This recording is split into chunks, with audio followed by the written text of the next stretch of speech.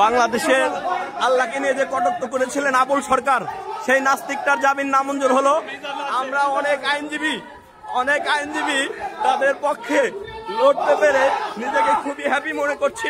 এই যে আমাদের আইনজীবীদের পক্ষ থেকে আইনজীবীরা নিজেরাও ফাঁসি যাচ্ছে। দেখেন বন্ধুরা, এই ফালতুর আসলে ফাঁসি হওয়া উচিত। বিজ্ঞ আদালত তার জামিন নামঞ্জুর হওয়া উচিত। বড় ধরনের ফাউল আবুল সরকার।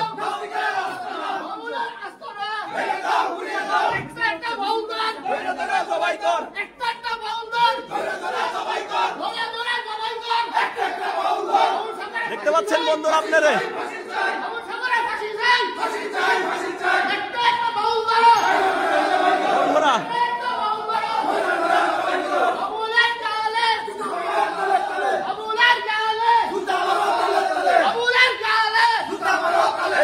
বন্ধুরা আপনারা, হ্যাঁ, নাস্তিক আবুল সরকারের জামিন নামঞ্জুর হয়েছে। তারই পরিপ্রেক্ষিতে আইনজীবীরা